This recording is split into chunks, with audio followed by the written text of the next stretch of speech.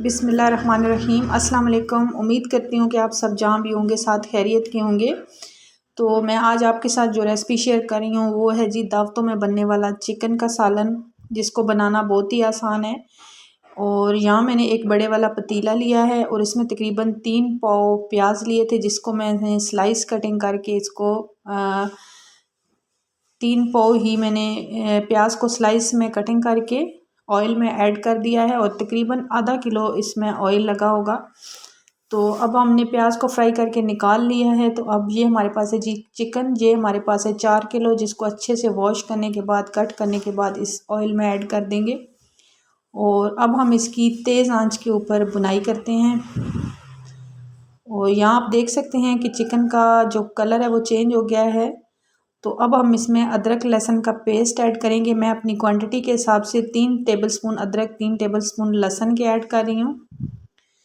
یہاں پہ ہم نے ادرک لہسن کے پیسٹ ایڈ کرنے کے بعد اس کی مزید 5 منٹ کے لیے بنائی کریں گے تاکہ اس کا کچا پن ختم ہو جائے۔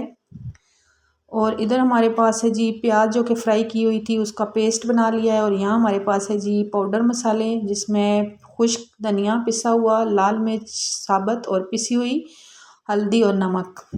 تو یقین کریں میں نے کوئی اس میں پیکٹ کا مسالہ ایڈ نہیں کیا ہے، ٹوٹلی گھر کے مسالوں سے یہ چکن بنایا ہے۔ تو یقین کریں یہ اتنا ٹیسٹی اور مزیدار بنا ہے کہ ریسٹورنٹ سٹائل میں بھی جو چکن بنتا ہے اس سے بھی کئی گنا اچھا بنا ہے۔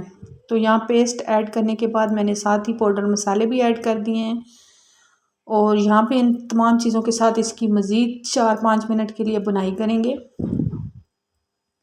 تو ادھر آپ دیکھ سکتے ہیں اس کی بنائی کرنے کے بعد ادھر ہمارے پاس 3 پاؤ ٹماٹر تھے اور 6 سے 7 ہری مرچیں تھیں، جن کو میں نے بلینڈر جگ میں پیسٹ بنا دیا ہے۔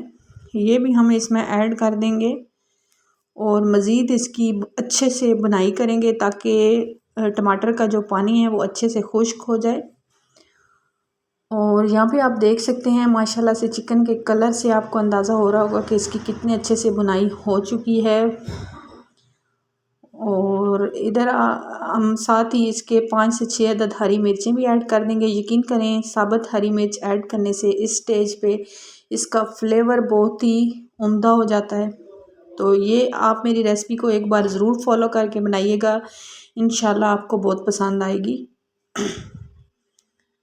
اور ادھر آپ دیکھ سکتے ہیں ماشاءاللہ ہمارا چکن کی بنائی اچھے سے ہو چکی ہے۔ تو اب ہم اس میں پانی ایڈ کریں گے۔ میں نے تقریباً 1 جگ اس میں پانی ایڈ کیا ہے، کیونکہ 4 کلو چکن تھا تو اس کی کوانٹٹی کے حساب سے میں نے 1 جگ پانی ایڈ کیا ہے، مجھے تھوڑی سی اس کے لیے گریوی بنانی تھی۔ تو یہاں ہم ڈھکن لگا کے اس کو ڈھک دیا تھا۔ تو ادھر آپ دیکھ سکتے ہیں ماشاءاللہ سے جتنی ہمیں گریوی چاہیے تھی اس طرح سے ہمارا سالن ریڈی ہو گیا ہے۔ تو ادھر ہم اس میں ہرا دھنیا جو کہ میں نے دھو کے کٹ کر کے رکھا ہوا تھا اس میں ایڈ کر دیں گے۔ اور یہ اس وقت ایڈ کرنا ہے جب ہمارا چکن اچھے سے ریڈی ہو جائے۔ تو اس کے ساتھ ہی ہمارے پاس پسا ہوا گرم مسالہ 1 ٹیبل سپون بھر کے میں نے اس میں ایڈ کر دیا ہے۔ یہ دیکھیں جی ماشاءاللہ سے اتنا لذیذ ہمارا چکن کا سالن بن کے تیار ہوا ہے۔ تو آپ دعوتوں میں اسے ضرور بنائیے گا اور بتائیے گا کمنٹ کر کے کہ آپ کو یہ والی ریسپی کیسی لگی۔ اور اب ہم اس کی فائنل لک دکھاتے ہیں آپ کو۔ یہ آپ دیکھ سکتے ہیں ماشاءاللہ سے کتنا مزیدار اور لذیذ قسم کا سالن بن کے تیار ہوا ہے۔ تو اگر آپ کو میری ریسپی پسند آئی ہو تو پلیز لائک کیجئے گا اور اچھا سا کمنٹ کر کے ضرور بتائیے گا کہ یہ ریسپی آپ کو کیسی لگی۔ اور جو نیو ہیں تو سبسکرائب ضرور کیجئے گا۔ نیکسٹ ویڈیو تک کے لیے اجازت دیں۔ اللہ حافظ۔